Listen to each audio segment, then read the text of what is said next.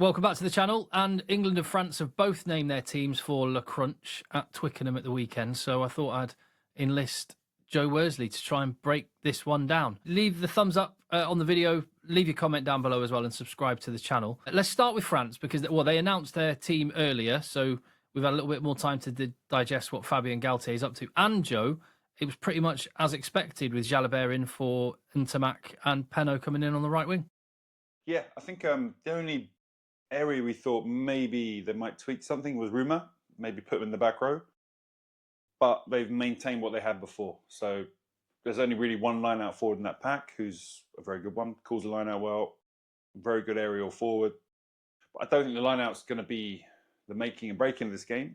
It could be maybe one line that goes wrong causes a try, which changes the game. But other areas of the game, I think, are going to be the main reason that the team wins, whoever wins is not going to be due to the line-out. We know how France play, don't we? We've seen it over the last couple of years. We've seen them play incredible rugby at times. We've seen them play a style of rugby where they can just be tapping away and suddenly go, with Dupont making a break, or any other one of those, Bielberry, Penaud, or those players able to cut loose. When one of those powerful ball-carrying forwards gets an offload away or makes fast ball for a good run, it's just behind that they can just snap you back. So that's what they do. And also the defense is better and better over the last 5 years. Something, it's not hyper aggressive, but it's efficient and causes quite a few turnovers. And again, those turnovers, the moments they snap you back.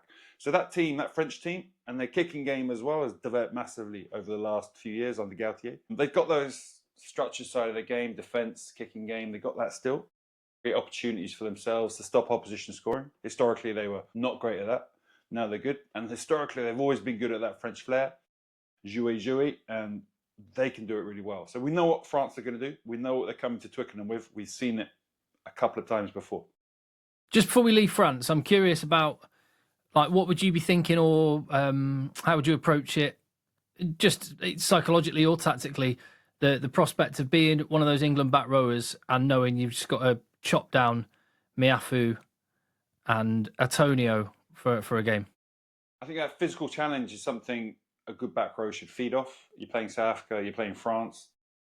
That physicality is going to be a thing you have to win. So you have to win every meter, every inch you can get, you got to go for. Sounds like an American football movie there with Al Pacino. But it's what it's all about. And back rowers should be salivating at the thought of the physical contest they're going to be having this weekend and how essential those English back rowers are going to be to causing great collisions that slow down the opposition, rucking really well to speed up ball for us and just creating opportunities for that England team through just physicality, which we saw in the past against Ireland. All right, so that's France.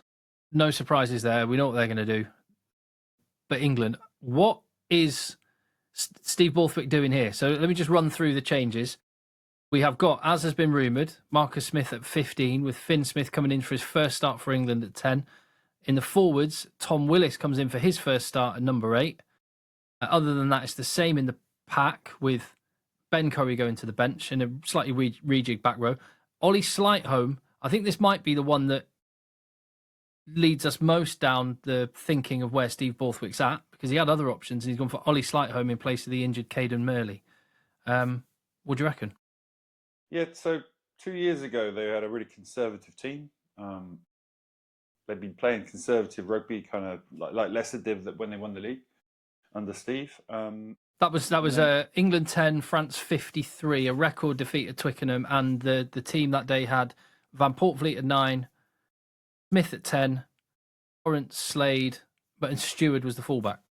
Yeah, and they were playing a style and they just popped Marcus Smith into that, and the two didn't really have chemistry, did they? So, which we saw from what happened. A lot of turnovers, people not reading each other, incoherence, and taking points. Now, last year they played in France in Lyon, and the team got really close to winning that game. They're physical, they really got on the front foot there, that blitz defence coming hard, shutting down a lot of the French flair and opportunities they had, and stopping them having fast ball and too many turnovers. And Marcus Smith came on, didn't he, in fullback, and After 7 minutes. So it Yeah, I started didn't with realise you told me that George earlier. Ford was 10, George Furbank started fullback, but went off after 7 minutes. So Smith played basically a whole game at fullback, and they Yeah. scored 31 points and some really good tries. Yeah, so then you got Mitchell was involved as well, and Smith. George Ford's more of a conservative rugby player, but with those kind of players on the pitch, you're moving towards a team with enough attacking players who can read the moments at which we're going to try and go for it, which the French do very well. Mitchell, Smith are two players who can do that, and hopefully, the team's beginning to be able to react to those two players, understanding, anticipating when they're going to be doing what they're going to be doing, and adapting how they support them and what they do. Hopefully, we move towards a team that can do that. It's a tough road. English teams are very structure based, and to move down that road is quite hard. But hopefully, you got Mitchell back on the pitch. You got Smith involved. Finn Smith is also a more attacking minded player than someone like George Ford. So you're going to have enough players on the pitch, I think, to allow England to attack well. It's just everyone's got to react to those boys, and those boys are going to make the right calls. Because if we push it and we try and create things that aren't on, we try and play when it's not the right moment, turnovers, and that's the worst. That's the worst thing to give this French team. You talked about the lack of cohesion that England team, particularly the backline, had 2 years ago when they got rinsed by France. In contrast, you could say Steve Borthwick, when teams struggling for a win, he's gone for maximum cohesion with those two Northampton Saints halfbacks, two Northampton Saints wingers as well, very much like France do, where they base their team around Bordeaux and Toulouse. You've got a lot of guys that have played a lot of rugby together in that backline.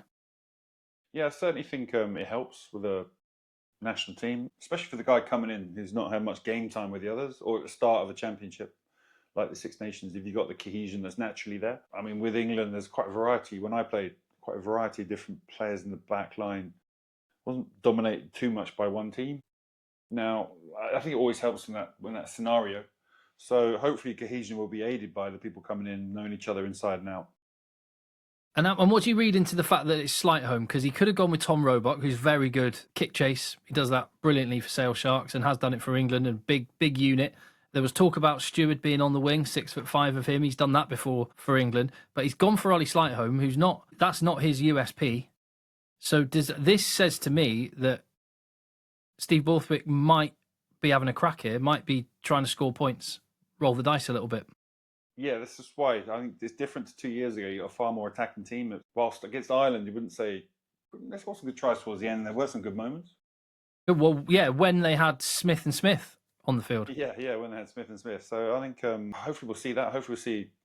That's the problem. We've not seen a continuous path towards a vision over here. I'm hoping we'll see the start of one. I thought we saw the start of one with a good England pressure team being physical, pressuring the opposition. You can go for that. You can try and have that and then have the attacking side as well, or you can just go for the attacking side. But I'm hoping we'll see a walk towards a vision of where they want to go. And judging from this selection, that vision could be more attacking than we've seen before. Just on the Finn Smith making his first start. Actually, let me go to the back row first, because Tom Willis is in the change. That changes the composition of the back row a little bit. Bigger body, someone who carries traffic, important against France, I guess. Yeah, he's a dog as well. Both the Currys are dogs as well. So the dog's replacing the dog, but he's got a bit more probably ball carrying about him, maybe less jackling area. But he's been playing so well. I think he will be an asset to the team. I really wanted to see him play in this championship to see what he's made of at the England level. It's going to be interesting. I wonder how Jack feels about that one as well.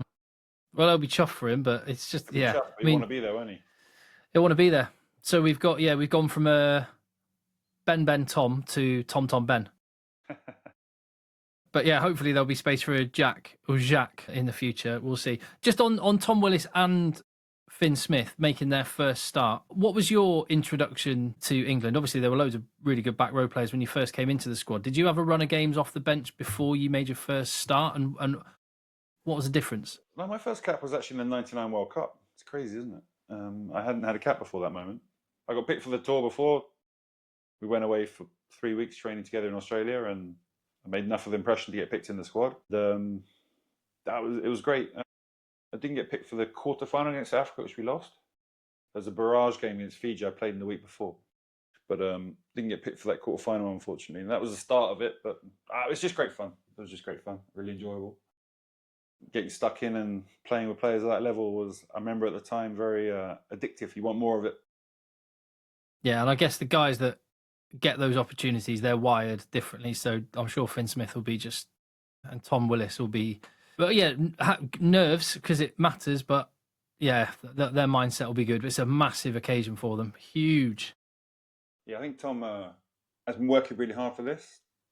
He went to France, Wasp blew up. There's been a lot of emotions over the last couple of years for him, I think, in his career, and he's settled at Saracens, really fitted in there really well, and he's played so well this season. So I think it's natural for him to have this progression international level. But whilst he's been on the pitch before, this is probably his biggest moment. So yeah, he'll be nervous, but I'm sure when that whistle goes, he'll be in his zone, ready to play.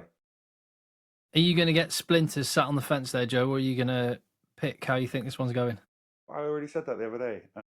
I got to say it again. I said 2018. I'm not sure who to. Well, we'll both be there, and we'll have to. If I can drag you away from all the rugby luminaries and other former World Cup winners you'll be hanging around with at Twickenham, maybe we'll get a video up on the channel from Twickenham following the match.